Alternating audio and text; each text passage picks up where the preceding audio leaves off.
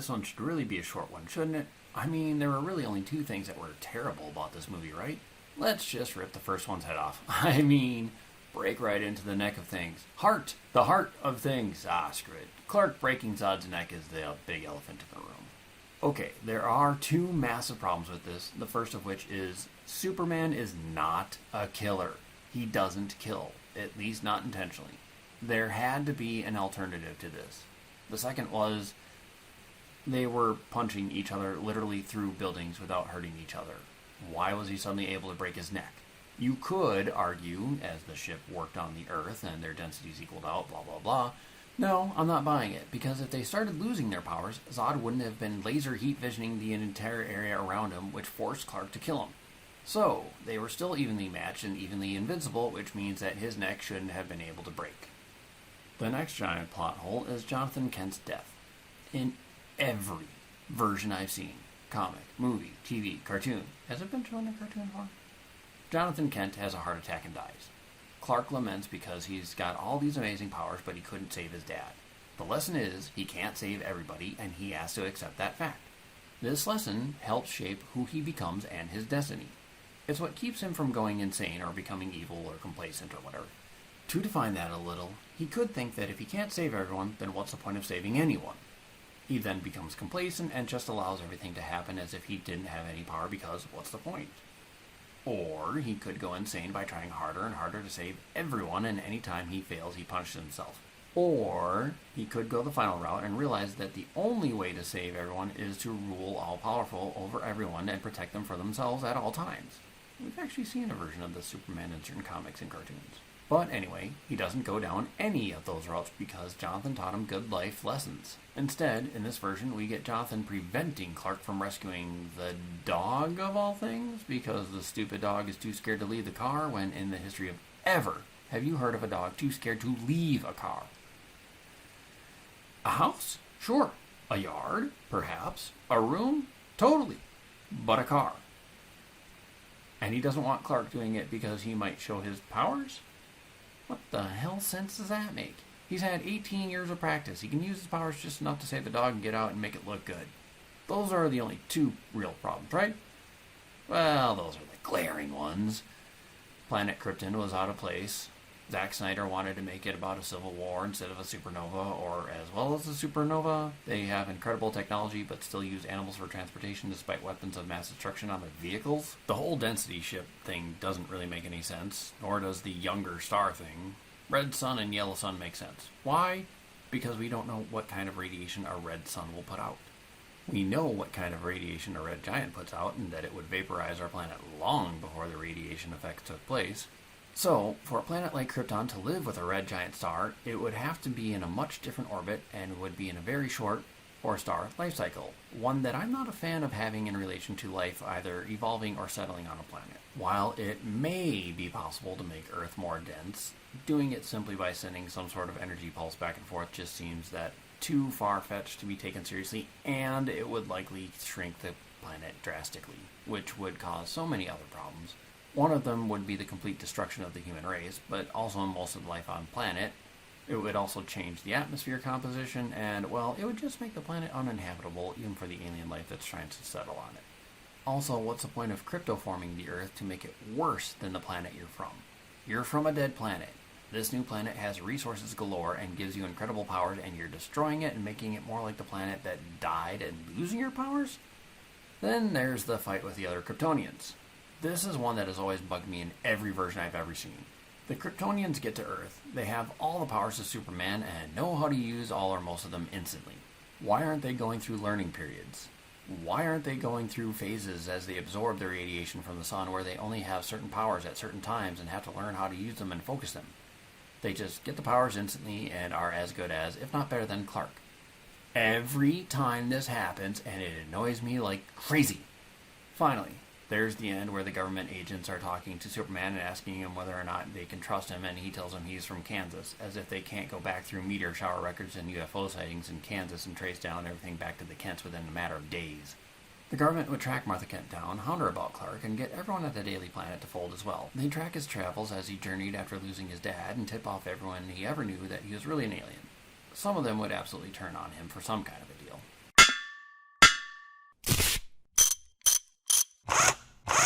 How to fix it. Like the original Superman, if it ain't broke, don't fix it. Giving backstory on Krypton is alright, but the Civil War and weird creatures and all that just don't make sense. It would make more sense to resemble the original story, but give more background on that. Have it be that Jor-El was removed from the Senate, or whatever they call it, but he and other scientists started working on a haven and had already sent people to New Krypton. This sets up future storylines. In the meantime, he's already completed a vessel for Kal-El and was part of the way through a vessel for the entire family. Also show his brother or sister having done similar for Lara. Again, this allows for future expansion of the stories.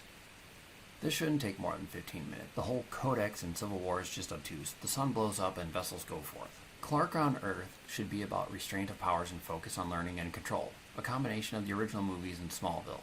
Granted, you're not focusing a ton of time on this area as there's still a lot of movie to get to, but you want the audience to know that Clark is learning and adapting, and the reason he's not showing off is because he hasn't learned control. Jonathan's death has to be unavoidable. It has to be something Clark couldn't prevent, be it a heart attack or cancer or something that Clark couldn't prevent. He has to go through the lesson that he can't save everybody, even those closest to him.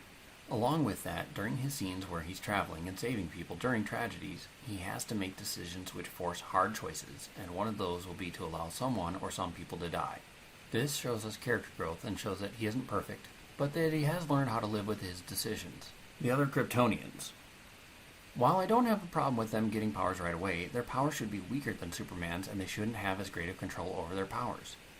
They should also have to go through a discovery process and learning process. Even if they are aware of the powers they may be granted, they should still have a learning curve. Superman should be more powerful than them, but their strength comes in their numbers and Zod's genius. Zod is considered to be one of the greatest minds in Krypton, especially in terms of military strategy. Show him using strategy to beat Superman rather than quick-cut fight scenes which are basically meaningless. Once the Kryptonians beat Superman into submission, similar, once again, to the original storyline, have Clark run away to his fortress and have the Kryptonians start to take over the world. Zod isn't stupid, so he will still be looking out for the fortress, as he knows Jor-El stored as much of the Kryptonian archives with Kal-El as he could. He wants those archives to obtain even more power. When you have three near-invincible beings working together, there's no reason to destroy the human race, especially when they could be made to serve and rule all-powerful. The yellow sun's radiation provides them with power and sustenance. Why get rid of that? As the world is being taken over, go ahead and have Jor-El continue his manipulation of Lois like they did in the movie. However, do a tease reveal that the AI that is manipulating everything is Brainiac. Brainiac emits a specific signal when active, which allows Zod to track him and eventually find him. However, because of Zod's plan for world domination, Brainiac has enough time to help Kal-El and Lois plan their capture and send them back to the Phantom Zone. Since Zod is less concerned with Kal-El, feeling that he's got him outmatched and outsmarted, even with Brainiac's help, he sets up his plans to subjugate the world. As he's got the UN and world leaders ready to submit after targeting them all with their own nuclear weapons, he knows the only one who can prevent the plan from going off is Kal-El, so he finally goes to the fortress. Clark and Lois are there, but Lois is human and fragile, so the Kryptonians pay no attention to her. Clark tries to reason with them. Zod suspects Clark is trying to trap them, but it turns out that Lois is a holographic image on Brainiac. Brainiac captures the guy and girl Kryptonians, but not Zod. Zod escapes by flying out of the fortress and heading back to his ship, or headquarters, where he attempts to launch the nuclear weapons. Brainiac has hacked his system and disarmed all the weapons. Unbeknownst to Brainiac, hacking into Zod's computer has infected him with a virus, and we see a glitch. Clark and Zod fight. They are evenly matched. Brainiac sends Lois in with kryptonite, which makes them both incredibly sick, and Brainiac uses this to trap Zod in the Phantom Zone as well. Kryptonite is thrown away, Clark recovers, a happy ending. Epilogue is government agents find the kryptonite in the building after Superman has left. We see that they were in Luthor Corp, and Lex arrives to see the damage, and sees a small chunk that broke off with that the agents missed and takes that. The government agents have a small vault of kryptonite labeled with various towns in Kansas from 30 years prior. Not only does this fix so many of the problems in Man of Steel, but allows for a ton of future storylines both in Superman's direct movies as well as spin-offs. It allows for Lara, aka Supergirl, to show up at any time if they wanted to. It allows for any number of Brainiac stories. It gives a much better reason for Lex Luthor to be involved and have kryptonite in his possession, which he would also likely be buying privately and stockpiling for his own experiments. Now, what this does not do is give the same reason for Bruce Wayne to show up in Batman v Superman. But that could easily be solved by the mass destruction of any of the fights in that movie's opening scenes, similar to the way it already was. That is also a different how to fix it. Hey everybody, thanks for watching. If you liked what you saw, hit that like button. Subscribe for more content, ring the notification bell, and follow me on social media. Links in the description down below.